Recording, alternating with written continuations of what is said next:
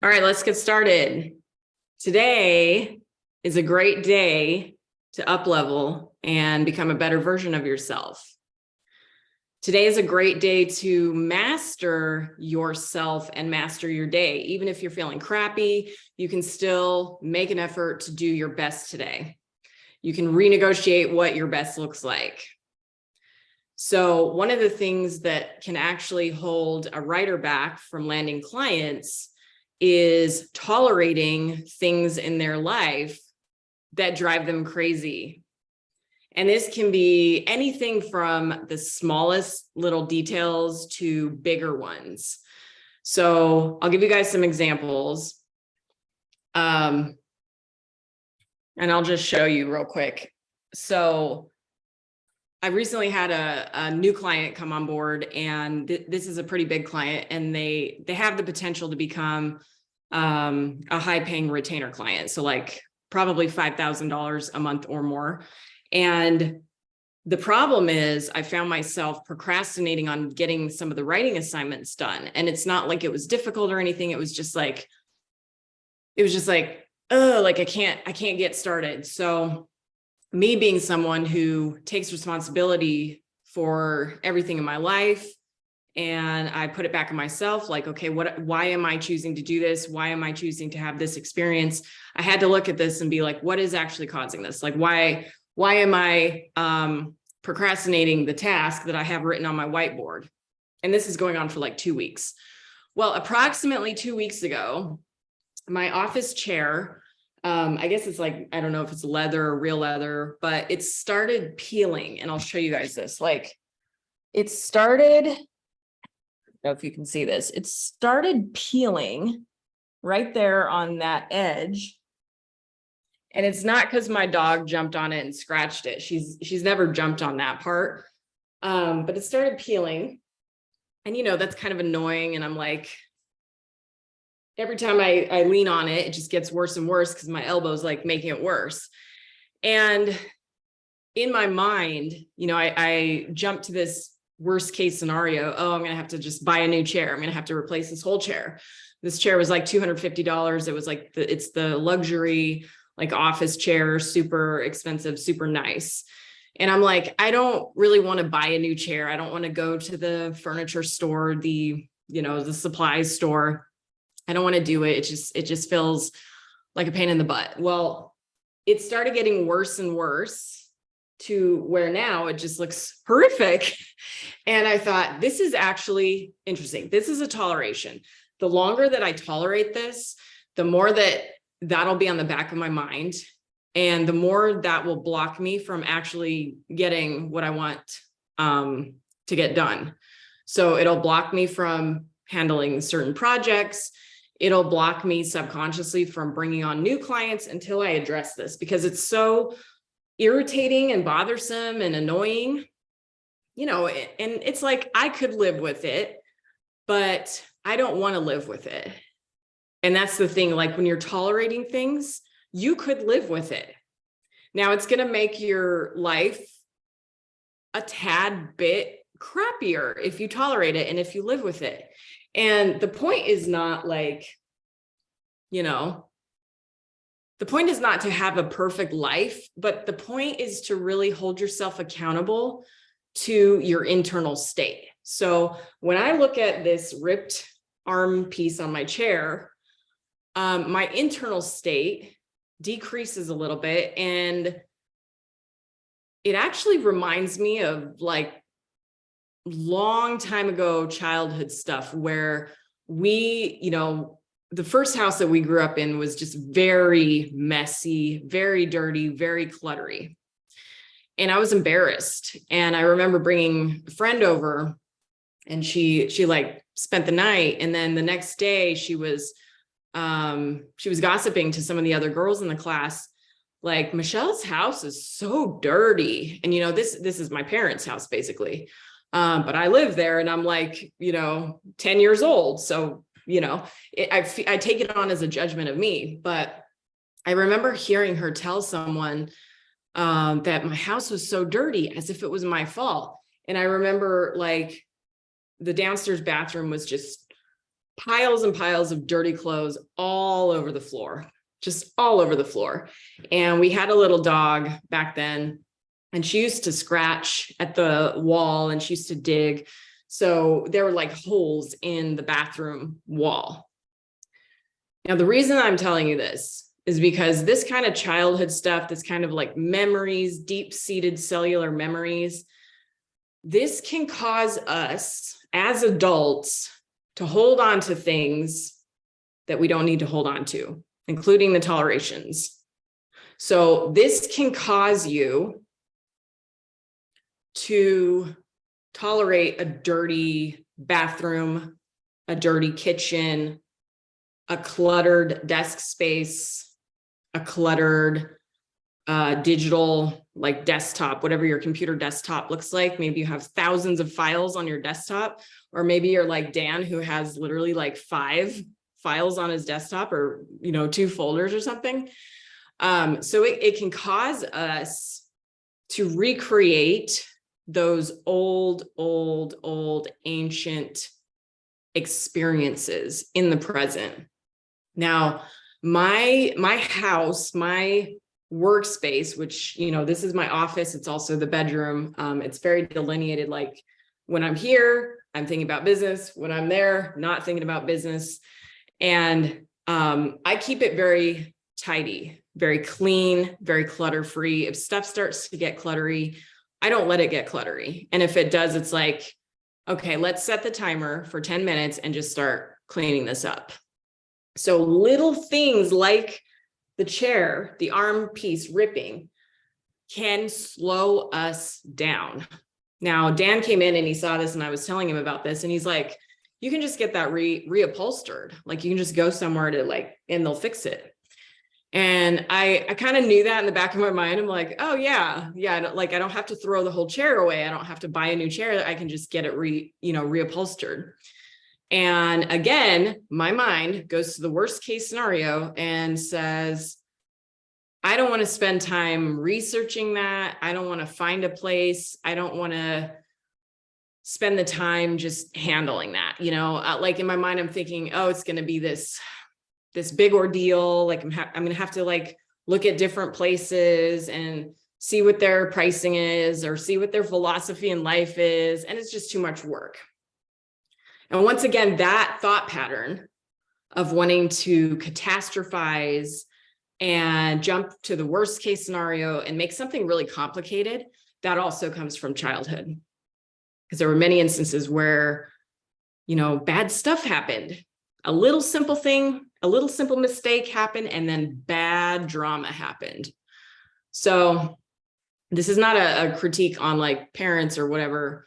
We all know they were doing the best they can, but as children, we absorb things and we take on these ideas, and we're responsible now as adults to release that and let that go. So you guys who are in this copywriting program, you know that I give you assignments. I give you fun, creative, silly assignments that actually help release some of that stuff. And for example, I gave one of the students an assignment to go make a mean video because she was afraid of being mean to people, afraid of saying no, afraid of turning someone down, just afraid of being mean. So I had her make a mean video, that kind of thing. I had another client who is getting a lot of haters online, and she's doing massive things in her business. And these haters are not doing massive things in their lives. They probably don't even have businesses, but they have comments on what she's doing. So I gave her an assignment to spend 5 minutes drawing the ultimate hater in the form of an evil monster. And she drew it and she gave it a name, and she made it so ugly and so silly. And it was evil 2-cent cat, because this cat just had 2 cents. He was contributing his 2 cents to every little thing she was doing. And so she drew dialogue bubbles out of his mouth, you're awful, you're terrible, how dare you, your channel is garbage, just the worst possible stuff that anybody could say. And she drew it as a cartoon character. And at the end of that session, I was with her there while she was drawing it, and she's like, wow, that's very eye-opening. like to see that all of that was in the back of my mind. So, when you're pitching copywriting clients and you're putting together your resume, your cover letters, your portfolio, your writing samples, and you take on actual trial projects, you want to make sure that you don't have this kind of garbage in the back of your mind. Now, for me, it's this armrest thing. What is it for you? So I want you to hit pause on the recording right now and just write down 10 things that you're tolerating. This is anything that is driving you crazy, anything that is embarrassing you, anything that is a slight annoyance or a massive annoyance. Write it down because it's a toleration, especially if it's something that's been in your life for an extended period of time. This ripped armchair, arm piece, is that what it's called? The armrest. This has been in my life for about 2 weeks. And that's the same amount of time that I've been procrastinating this project for the new client who could become a retainer client. So I don't think that's a coincidence. As soon as I handle this, I will free up bandwidth and be able to handle that project. So even I do this. Even I'm susceptible to this. And that's why we have to go through like this daily accountability process of looking at our life and looking at what is causing me regret, what is causing me to feel bad in any way, and then journaling and reflecting on that. So write down 10 things that you've been tolerating recently. Big things, small things, everything in between. You probably already know. There's probably something big at the top of your list. If you guys remember Sonia, who was on this call a couple calls ago, I remember on one of her channels, she was talking about a noisy neighbor. And she lived in like an apartment, and this neighbor kept dropping things on the ceiling above her, and it was disrupting her sleep. It was just disrupting everything. And she was tolerating that. And her lease was about to end on her apartment. And I said, you don't have to tolerate that. There's options. You can move to a different room so that you're not sleeping above it. You can wear earplugs. You can literally move to a different apartment or a different place. And she ended up moving, and she was much happier after she moved. So that's kind of an example of a bigger one. Me moving from Colorado to Arizona in 2021, July. Oh my God, that was massive. Living in Colorado was the most massive toleration for me because I was miserable there. Nothing bad in Colorado, but I was born there. I was bored. I hated the cold. I hated what was happening with lockdowns. It just did not work for me. And I left. I moved. So I moved to Arizona, and I love Arizona. It's a much better fit, warm, sunny. It's winter right now, and it's sunny outside. And I'm just like looking at you guys' snow and ice on Instagram, and I'm like, man, I don't miss that. But that was a toleration for me, living there and continuing to live there. And once I moved, that's when my business exploded. Like 2021, 2022 were the highest income years in my business. And that's because I got rid of that massive toleration. So when you're tolerating something, you're giving it energy, you're thinking about it, it's on your mind, whether consciously or subconsciously, you're giving energy to it. And that robs you of your ability to write, to edit, to create. It takes away from really your ability to live fully in the present, because you're thinking about this thing and you're not like engaging with more important things in your life. Tolerations can also be emotions, habits, specifically with emotions. And I've talked about this a couple times on my Instagram videos. There was a period where I just had tons of mood swings, tons of sadness, and it would come from eating the wrong food. And I had a wake up call, a reality check, and I decided I'm not tolerating these mood swings anymore from myself. So I had to get rid of everything that was creating the mood swings, because everything is created. And you can either look at it as the outside world is creating your reality, which makes you a victim, which means you can't ever escape, like you're just fucked. Or you can look at it as I'm creating my own reality, whether I know it or not, whether it's conscious or unconscious, intentional or unintentional, I'm actually creating my reality. That gives you so much power, and that gives you an ability to actually change it. That's what's known as being a responsible person, where you're taking personal responsibility for your experience and everything in your life, down to the smallest little detail. So emotions, what is an emotion that you keep tolerating that makes you feel bad and you don't like it anymore? What can you do to get rid of that emotion? For me, if I feel bad, all I have to do is go do a hard physical workout. I start sweating, I get the endorphins going, I move my body, I challenge my muscles.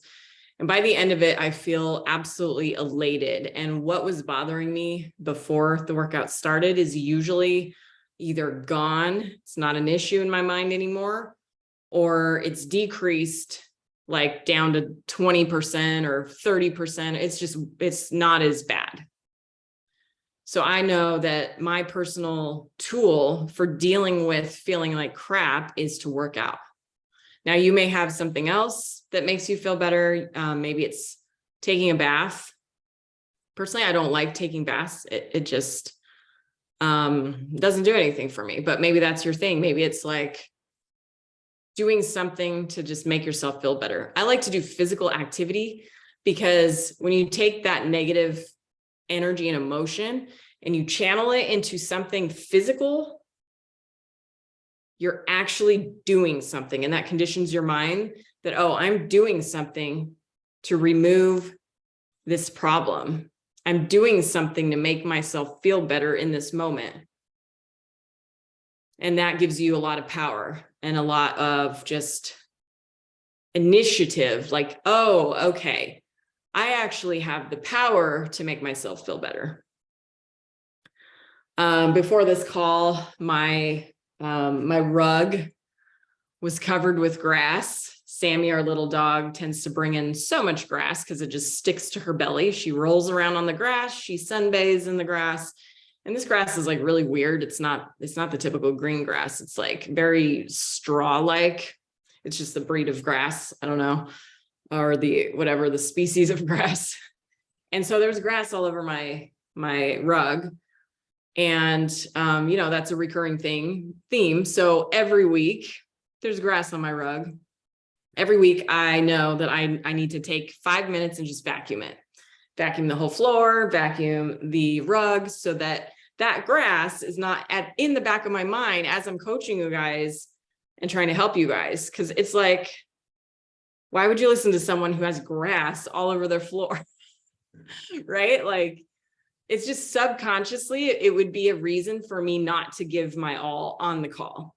So little things like that. And they're kind of funny, they're kind of silly, but it's like, why keep it in your life if it's going to even degrade your energy and your focus even 1%? Why keep it? And we get to work on our life. Like, we get to work on these little details, these big details. We get to create our life the way we want it to be. And that can be a super fun process. That can be literally like you're an artist and you're painting this massive collage and you're saying, I want that, I want that, I want that. I don't want that there. I don't want that there, but I want this instead. Like, that's what it can be like. It can be like a work of art. It can be like a poem. It can be a story. It can be a masterpiece. And it can be something that you do on purpose. When you do things on purpose, you get better results. So, that's the training that I wanted to give you guys today. Tolerations, get rid of them, list them out, and then one by one, start to get rid of them, start to address them in your life. How do you do this? My advice is just keep it super simple. Start with 10 tolerations. You could prioritize them. What's the one thing that is really bothering you the most? Start there. What's the second thing that's bothering you the most? Do that, and just knock them out one by one. And that's your homework for this week, is to get rid of your tolerations. And I will be doing this as well. So by the end of the week, I will have my chair reupholstered, and I'm going to write myself a note on that, because there's no point in tolerating it.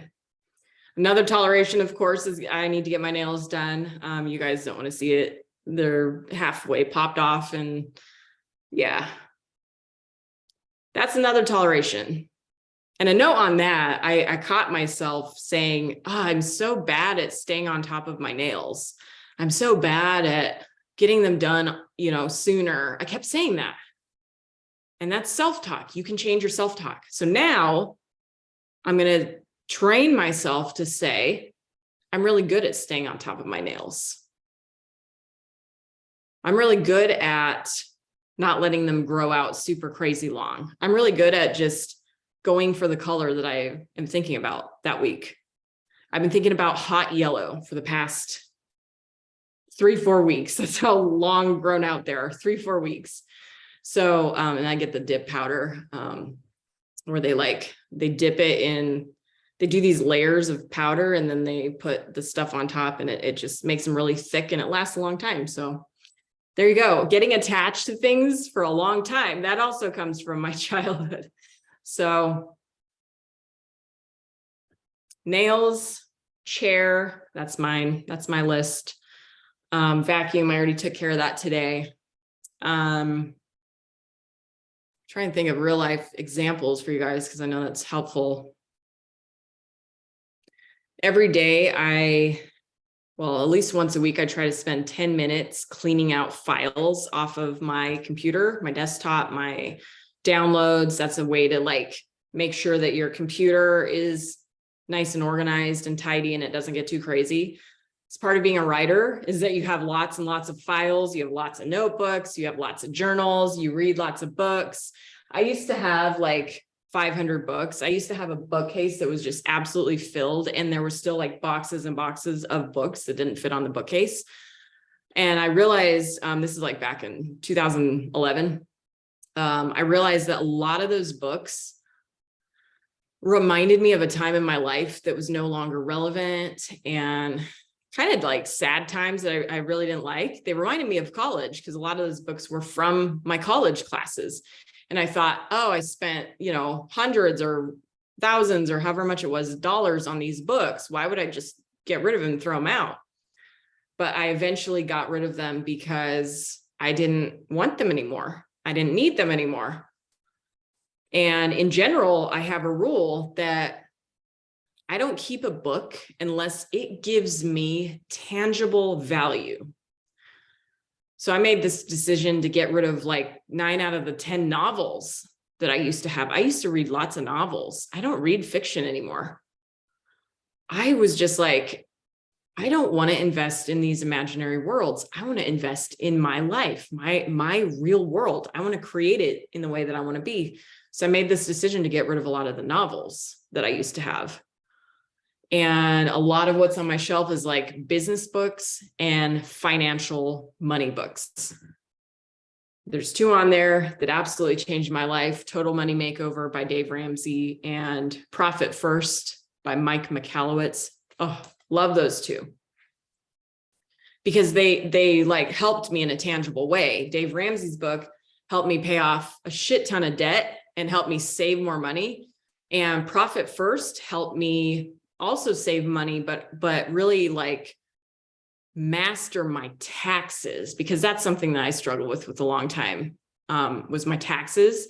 I was in this pattern. I was tolerating this pattern of not withholding enough from my own salary to pay to taxes, not paying enough estimated taxes every quarter. And then Profit First taught me to put all that into a tax savings account that I never see. You put a percentage of everything that you make into that. And I started doing that and I dialed it in and it became a habit. And then the next level of toleration was that I would borrow money from the tax account and then not pay it back. So then I'd have like a bigger bill in April every year that I wouldn't be able to pay for. So then I was like, okay, I need to stop borrowing from the tax account. I need to stop tolerating that.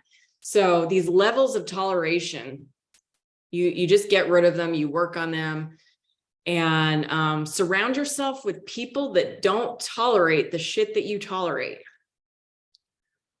That is a huge one. I love being around people that just don't tolerate a bunch of bullshit. It's refreshing. It's refreshing and inspiring. And I'm like, oh, okay. Like one of my mentors, he was yelling at someone. He yells at people a lot, but he said something along the lines of like, if you don't have like $25,000 just sitting there in your account, like, what makes you think you're serious about your money? What makes you think you're serious about business? Like, I guess he was talking to somebody that wanted to join like a high level program of his or something. And the guy didn't have the $25,000. And my mentor was like, basically like, how is this even possible? Like, how would you tolerate that? Now, once upon a time, there was a time when I didn't even have $1,000 in my savings account. Today, I would not tolerate that. That's ridiculous. I would not tolerate having less than $10,000 in my account. That's ridiculous. So it's like, get around the people that don't tolerate the things that you tolerate, and you will start to grow.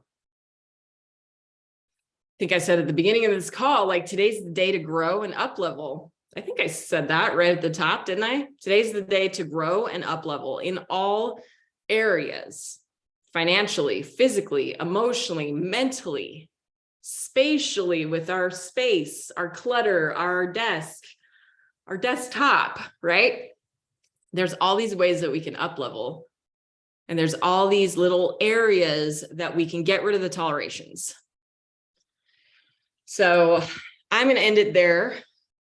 Hope that was helpful for you guys. I know it's helpful for me because I started doing this a few years ago. This was a concept I learned really from a previous mentor, is to remove the tolerations from your life and just get rid of them, because they steal from your bandwidth. They make you less effective. They make you less happy. They make you slightly less stoked about your life. Or maybe they make you really not stoked about your life. So that's it. We'll end that there. Great call. List your tolerations and get rid of them this week.